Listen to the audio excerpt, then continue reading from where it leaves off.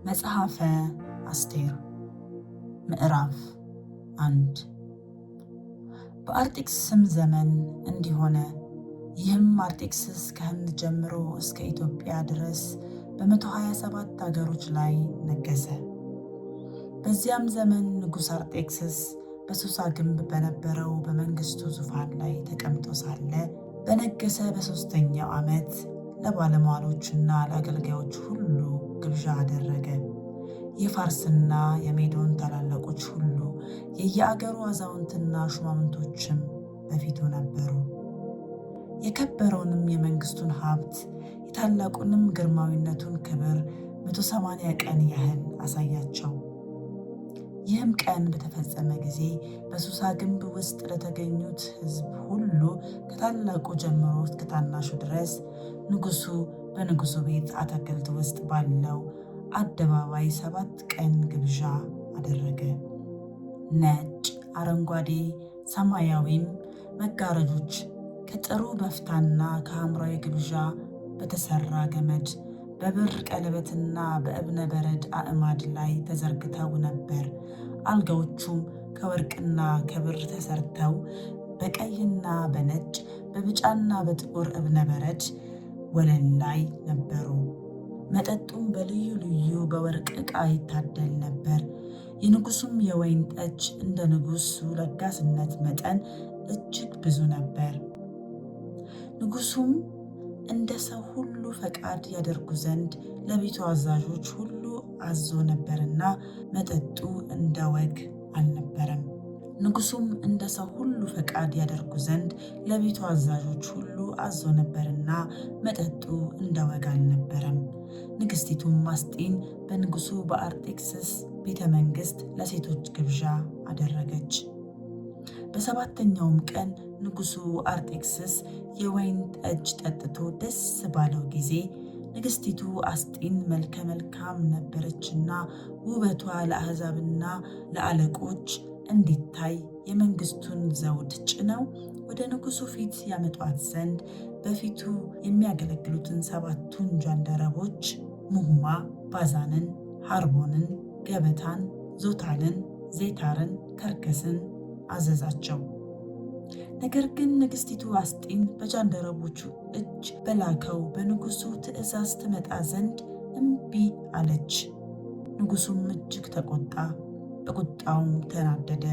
ሕግንና ፍርድን በሚያውቁ ሁሉ ፊት የንጉሡ ወግ እንዲህ ነበርና ንጉሥ የዘመኑን ነገር የሚያውቁትን ጥበበኞችን በመንግሥቱም ቀዳሚዎች ሆነው የሚቀመጡ የንጉሥ ባለሟሎች 7ቱ የፋርስና የሜዶን መሳፍንት አርቄዮስ፣ ሼታር፣ አድማታ፣ ተርሺሽ፣ ሜሬስ፣ ማሌሴአር፣ ምሙካ ባጠገቡ ሳሉ በጃንደረቦች እጅ የተላከባትን የንጉሡን የአርጤክስስን ትእዛዝ ስላላደረገች በንግሥቲቱ በአስጢን ላይ እንደ ሕጉ የምናደርገው ምንድን ነው አላቸው።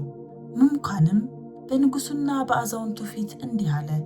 ንግሥቲቱ አስጢን አዛውንቱን ሁሉና በንጉሡ በአርጤክስስ አገር ያሉትን አሕዛብ ሁሉ በድላለች እንጂ ንጉሡን ብቻ የበደለች አይደለችም።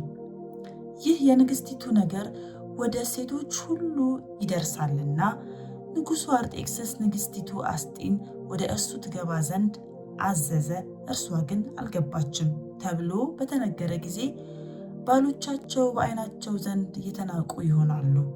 ዛሬም የንግሥቲቱን ነገር የሰሙት የፋርስና የሜዶን ወይዛዝርት እንዲህና እንዲህ ብለው ለንጉሡ አዛውንት ሁሉ ይናገራሉ፣ ንቀትና ቁጣም ይበዛል። ንጉሡም ቢፈቅድ አስጢን ወደ ንጉሡ ወደ አርጤክስስ ፊት ከእንግዲህ ወዲህ እንዳትገባ የንጉሡ ትእዛዝ ከእሱ ይውጣ፣ እንዳይፈርስም በፋርስና በሜዶን ሕግ ይጻፍ። ንጉሡም ንግሥትነትዋን ከእርሷ ለተሻለችው ለሌላይቱ ይስጥ። የንጉሡም ትእዛዝ በሰፊው በመንግሥቱ ሁሉ በተነገረ ጊዜ ሴቶች ሁሉ ባሎቻቸውን ታላቁንም ታናሹንም ያከብራሉ። ይህም ምክር ንጉሡንና አዛውንቱን ደስ አሰኛቸው። ንጉሡም እንደ ሙሙካ ቃል አደረገ። ሰው ሁሉ በቤቱ አለቃ ይሁን፣ በሕዝቡም ቋንቋ ይናገር ብሎ ለአገሩ ሁሉ እንደ ጽሕፈቱ ለሕዝቡም ሁሉ እንደ ቋንቋው ደብዳቤዎችን ወደ ንጉሡ አገሮች ሁሉ ሰደደ። መጽሐፈ አስቴር ምዕራፍ 2። ከዚህም ነገር በኋላ የንጉሥ የአርጤክስስ ቁጣ በበረደ ጊዜ አስጤንና ያደረገችውን የፈረደባትንም ነገር አሰበ። ንጉሡንም የሚያገለግሉ ብላቴኖች እንዲህ አሉት፣ መልከ መልካም የሆኑ ደናግል ለንጉሡ ይፈለጉለት፣ ሴቶችን ከሚጠብቅ ከንጉሡ ጃንደረባ ከሄጌ እጅ በታች እንዲያደርጓቸው መልከ መልካሞቹን ደናግል ሁሉ ወደ ሱሳ ግንብ ወደ ሴቶች ቤት ይሰበሰቧቸው ዘንድ ንጉሡ በመንግሥቱ አገሮች ሁሉ ሽማምንቶችን ያኖር፣ ቅባትና የሚያስፈልጋቸውም ይሰጣቸው። ንጉሡንም ደስ የምታሰኝ ቆንጆ በአስጢን ስፍራ ትንገስ። ይህም ነገር ንጉሡን ደስ አሰኘው፣ እንዲሁም አደረገ። አንድ አይሁዳዊ የቂስ ልጅ የሰሜኢ ልጅ የኢያዕር ልጅ መርዶክዮስ የሚባል ብንያማዊ በሱሳ ግንብ ነበር። እርሱም የባቢሎን ንጉሥ ናቡከደነፆር ከማረካቸው ከይሁዳ ንጉሥ ከኢኮንያን ጋር ከተማረኩ ምርኮኞች ጋር ከኢየሩሳሌም የተማረከ ነበር። አባትና እናትም አልነበራትምና የአጎቱ ልጅ ሐዳስ የተባለችውን አስቴርን አሳድጎ ነበር። ቆንጆይቱም የተዋበችና መልከ መልካም ነበረች። አባትና እናቷም ከሞቱ በኋላ መርዶክዮስ እንደ ልጁ አድርጎ ወስዷት ነበር። የንጉሡም ትእዛዝና አዋጅ በተሰማ ጊዜ ብዙ ቆነጃጅት ወደ ሱሳ ግንብ ወደ ሄጌ እጅ በተሰበሰቡ ጊዜ አስቴር ወደ ንጉሡ ቤት ወደ ሴቶች ጠባቂው ወደ ሄጌ ተወሰደች። ቆንጆይቱም ደስ አሰኘችው፣ በእርሱም ዘንድ ሞገስ አገኘች። ቅባቷንም ድርሻዋንም ከንጉሡም ቤት ልታገኝ የሚገባትን 7 ደንገጥሮች ፈጥኖ ሰጣት። እርሷንና ደንገጥሮቿንም በሴቶች ቤት በተመረጠ ስፍራ አኖረ። ይህንም እንዳትናገር መርዶክዮስ አዟት ነበርና አስቴር ሕዝቧንና ወገኗን አልተናገረችም። መርዶክዮስም የአስቴርን ደህንነትና የሚሆንላትን ያውቅ ዘንድ ዕለት ዕለት በሴቶች ቤት ወለል ትይዩ ይመላለስ ነበር። የመንጻታቸውም ወራት 6 ወር ያህል በከርቤ ዘይት 6 ወርም በጣፋጭ ሽቱና በልዩ ልዩ በሚያነጻ ነገር ይፈጸም ነበርና እንደ ሴቶች ወግ 12 ወር እንዲሁ ከተደረገላት በኋላ ወደ ንጉሡ ወደ አርጤክስስ ለመግባት የአንዳንዲቱ ቆንጆ ተራ በደረሰ ጊዜ በዚህ ወግ ቆንጆይቱ ወደ ንጉሡ ትገባ ነበር። ከሴቶች ቤት ወደ ንጉሡ ቤት ለመውሰድም የምትሻውን ሁሉ ይሰጧት ነበር። ማታም ትገባ ነበር። ሲነጋም ተመልሳ ወደ ሁለተኛው ሴቶች ቤት ቁባቶችን ወደሚጠብቅ ወደ ንጉሡ ጃንደረባ ወደ ጋይ ትመጣ ነበር። ንጉሡም ያልፈለጋት እንደሆነ በስሟ ያልተጠራች እንደሆነ ከዚያ ወዲያ ወደ ንጉሡ አትገባም ነበር። ወደ ንጉሡም ትገባ ዘንድ የአቢካይል ልጅ የአስቴር ተራ በደረሰ ጊዜ የሴቶች ጠባቂው የንጉሡ ጃንደረባ ሄጌ ከሚለው በቀር ምንም አልፈለገችም ነበር።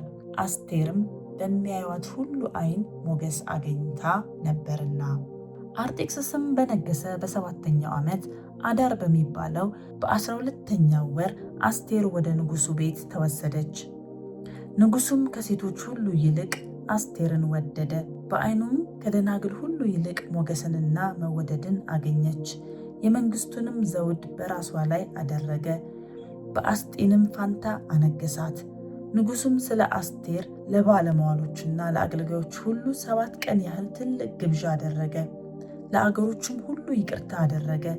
እንደ ንጉሡም ለጋስነት መጠን ስጦታ ሰጠ። ደናግሉም ዳግመኛ በተሰበሰቡ ጊዜ መርዶክዮስ በንጉሡ በር ላይ ይቀመጥ ነበር። አስቴርም ከእርሱ ጋር እንዳደገችበት ጊዜ የመርዶክዮስን ትእዛዝ ታደርግ ነበርና መርዶክዮስ እንዳዘዛት አስቴር ወጓንና ሕዝቧን አልተናገረችም። በዚያም ወራት መርዶክዮስ በንጉሡ በር ተቀምጦ ሳለ ደጁን ከሚጠብቁ ከንጉሡ ጃንደረቦች 2ቱ ገበታና ታራ ተቆጡ። እጃቸውንም በንጉሥ በአርጤክስስ ላይ ያነሱ ዘንድ ፈለጉ። ነገሩም ለመርዶክዮስ ተገለጠ። እርሱም ለንግሥቲቱ ለአስቴር ነገራት። አስቴርም በመርዶክዮስ ስም ለንጉሡ ነገረች። ነገሩም ተመረመረ፣ እንዲህም ሆኖ ተገኘ። ሁለቱም በዛፍ ላይ ተሰቀሉ። ያም በንጉሡ ፊት በታሪክ መጽሐፍ ተጻፈ። መጽሐፈ አስቴር ምዕራፍ 3። ከዚህም ነገር በኋላ ንጉሡ አርጤክስስ የአጋጋዊውን የሐመዳቱን ልጅ ሐማን ከፍ ከፍ አደረገው፣ አከበረውም። ወንበሩንም ከእርሱ ጋር ከነበሩት አዛውንት ሁሉ በላይ አደረገለት። ንጉሡም ስለ እርሱ እንዲህ አዞ ነበርና በንጉሡ በር ያሉትን የንጉሡ ባሪያዎች ሁሉ ተደፍተው ለሐማ ይሰግዱ ነበር። መርዶክዮስ ግን አልተደፋም፣ አልሰገደለትም። በንጉሡም በር ያሉት የንጉሡ ባሪያዎች መርዶክዮስን የንጉሡን ትእዛዝ ለምን ትተላለፋለህ? አሉት። ይህንም ዕለት ዕለት እየተናገሩ እርሱ ባልሰማቸው ጊዜ አይሁዳዊ እንደሆነ ነግሯቸው ነበርና የመርዶክዮስ ነገር እንዴት እንደሆነ ያዩ ዘንድ ለሐማ ነገሩት። ሐማም መርዶክዮስ እንዳልተደፋለት እንዳልሰገደለትም ባየ ጊዜ እጅግ ተቆጣ። የመርዶክዮስን ወገን ነግረውት ነበርና በመርዶክዮስ ብቻ እጁን ይጭን ዘንድ በዓይኑ ተናቀ። ሐማም በአርጤክስስ መንግሥት ሁሉ የነበሩትን የመርዶክዮስን ሕዝብ አይሁድን ሁሉ ሊያጠፋ ፈለገ። በንጉሡም በአርጤክስስ በ12ኛው ዓመት ከመጀመሪያው ከኒሳን ጀምሮ በየዕለቱና በየወሩ እስከ 12ኛው ወር እስከ አዳር ድረስ በሐማ ፊት ፉር የተባለውን ዕጣ ይጥሉ ነበር። ሐማም ንጉሥ አርጤክስስን አንድ ሕዝብ በአሕዛብ መካከል በመንግሥትህ አገሮች ሁሉ ተበትነዋል፣ ሕጋቸውም ከሕዝቡ ሁሉ ሕግ የተለየ ነው። የንጉሡንም ሕግ አይጠብቁም። ንጉሡም ይተዋቸው ዘንድ አይገባውም። ንጉሡም ቢፈቅድ እንዲጠፉ ይጻፍ። እኔም ወደ ንጉሡ ግምጃ ቤት ያገቡት ዘንድ 10,000 መክሊት ብር የንጉሡን ሥራ በሚሠሩት እጅ እመዝነዋለሁ አለው። ንጉሡም ቀለበቱን ከእጁ አወለቀ። ለአይሁድም ጠላት ለአጋጋዊው ለሐመዳቱ ልጅ ለሐማ ሰጠው። ንጉሡም ሐማን ደስ የሚያሰኝህን ነገር ታደርግባቸው ዘንድ ብሩም ሕዝቡም ለአንተ ተሰጥቶሃል አለው። በመጀመሪያውም ወር ከወሩም በ13ኛው ቀን የንጉሡ ጸሐፊዎች ተጠሩ። ከህንድ ጀምሮ እስከ ኢትዮጵያ ድረስ ወዳሉት 127 አገሮች በየአገሩ ወዳሉት ሹማምንትና አለቆች ወደ አሕዛብም ሁሉ ገዢዎች እንደ ቋንቋቸው በንጉሥ አርጤክስስ ቃል ሐማ እንዳዘዘ ተጻፈ። በንጉሡም ቀለበት ታተመ። በ12ኛው ወር በአዳር በ13ኛው ቀን አይሁድን ሁሉ ልጆችንና ሽማግሌዎችን ሕፃናቶችንና ሴቶችን በአንድ ቀን ያጠፉና ይገሉ ዘንድ ይደመስሱም ዘንድ ምርኳቸውንም ይዘርፉ ዘንድ ደብዳቤዎች በመልእክተኞች እጅ ወደ ንጉሡ አገሮች ሁሉ ተላኩ። በዚያም ቀን ይዘጋጁ ዘንድ የደብዳቤው ቅጂ በየአገሩ ላሉ አሕዛብ ሁሉ ታወጀ። መልእክተኞቹም በንጉሡ ትእዛዝ እየቸኮሉ ሄዱ። አዋጁም በሱሳ ግንብ ተነገረ። ንጉሡና ሐማ ሊጠጡ ተቀመጡ። ከተማይቱ ሱሳ ግን ደነገጠች።